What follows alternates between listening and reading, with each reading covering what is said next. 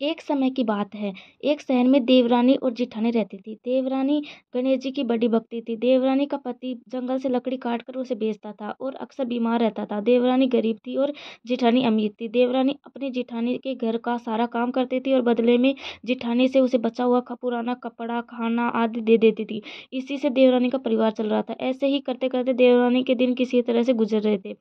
ऐसे ही करते करते माघ महीने का महीना आ गया और उसी चतुर्थी की तिथि पर देवरानी ने तिल चौथा यानी संकट चौथ का व्रत किया और पूजा करके तिल चौथ की कथा सुनी और तिलकुटी चौथ और तिलकुटा छीके में रख दिया और सोचा कि चांद निकलने के बाद ही खाएगी। इस तरह से कथा सुनकर वह जेठानी के यहाँ काम करने चली गई।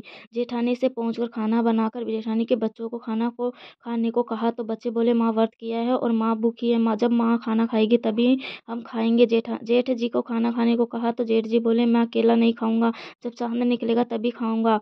इस पर देवरानी ने कहा मुझे घर जाना है इसलिए मुझे खाना दे दो। जब जेठानी ने उसे कहा आज तो किसी ने भी अभी तक खाना नहीं खाया तो तुम्हें कैसे दे दूं, तुम सवेरे ही बचा हुआ खाना ले जाना। जेठानी की ये बात सुनकर देवरानी उदास होकर घर चली गई। देवरानी के घर पर पति बच्चे सब आस लगाए बैठे थे कि आज तो तुम्हारे इसलिए कुछ अच्छा खाने को मिलेगा। लेकिन जब बच्चों को पता चला कि आज तो रोटी भी नहीं मिलेगी तो बच्चे रोने लगे। ये देखकर देवरानी के पति को गुस्सा आ गया और कहने लगा कि दिन भर काम करने के बाद भी रोटियां नहीं ला सकती तो काम क्यों करती हो। पति ने गुस्से में आकर पत्नी को कपड़े धोने से पीटा। धोना हाथ से छूट गया तो पाटे से मारा तो बेचारी गणेश जी को याद करती हुई रोते हुए पानी पीकर सो गई।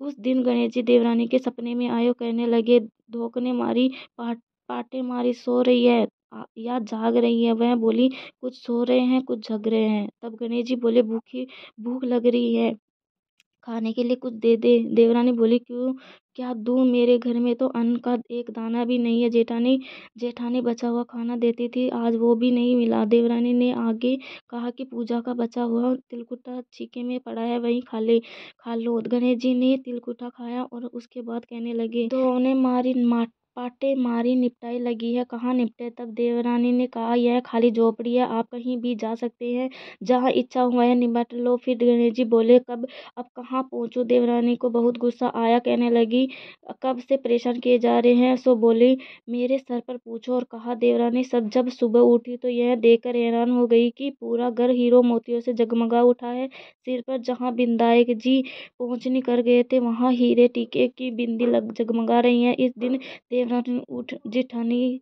के यहाँ काम करने नहीं गई। जेठानी ने कुछ देर तो राह देखी, फिर बच्चों को देवरानी को बुलाने भेज दिया। जेठानी ने सोचा कल कल खाना नहीं दिया था इसलिए शायद देवरानी बुरा मान गई होगी। बच्चे बुलाने गए तो बोले चाची चलो, माँ ने बुलाया है। दुनिया में चाहे कोई मौका चूक जाए पर देवरानी जेठानी आपस में कहने का मौका नहीं छोड़ती थी। देवरानी ने कहा बेटा बहुत दिन तेरी माँ के यहाँ काम कर लिया है, अब तुम अपनी माँ को ही मेरे घर यहाँ काम करने भेज दो। बच्चों ने ये घर जाकर माँ से कहा कि चाची का पूरा घर ही हीरो मोतियों से जगमगा उठा है। देवरानी जेठानी दौड़कर दौड़कर देवरानी के घर गई और पूछा कि यह सब कैसे हो गया। तब देवरानी ने जेठानी को रात में हुई सारी घटना बताई, जो भी उसके साथ हुआ था। घर लौटकर जेठानी ने सोचा और अपने पति से कहने लगी आप मुझे धोखने और पाटे से मारो। उसका पति बोला कि भली मानस, मैंने तो कभी तुम पर हाथ भी नहीं उठाया है,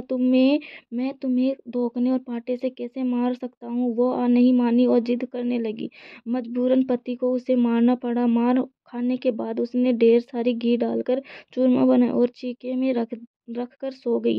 रात रात विनायक जी उठ जेठानी के सपने में भी आए और कहने लगे कि उन्हें भूख लगी है कि मैं क्या खाऊं। जेठानी ने कहा हे भगवान गणेश, आपने मेरी देवरानी के घर पर एक चुटकी सूखा तिलकुट खाया था, मैंने तो झरते घी का चूरमा बनाया है और आपके लिए छीके में रखा है, फल और मेवे भी रखे हैं, जो चाहे खा लो। गणेश जी बोले अब निपटे कहाँ। जेठानी बोली उसके यहाँ एक टूटी हुई झोपड़ी थी, मेरे यहाँ एक उत्तम दर्जे का महल है, या जहाँ चाहो निपटोगे। फिर गणेश जी ने पूछा अब पहुँचूं कहाँ। वो बोली मेरे ललाट पर बड़ी बड़ी सी बिंदी लगाकर पहुँच लो। धन की भूखी जेठानी रात भर खुशी से फूली नहीं समा रही थी कि जब वह उठी तो पूरा घर उसे हीरे सोने चांदी से मिलेगा, यही सोचते हुए वह सुबह जल्दी उठ कर गई। लेकिन जब उसने देखा तो उसका पूरा घर गंदगी और बदबू से भरा गया था। वहीं उसके सिर पर भी बहुत ही गंदगी लगी हुई थी।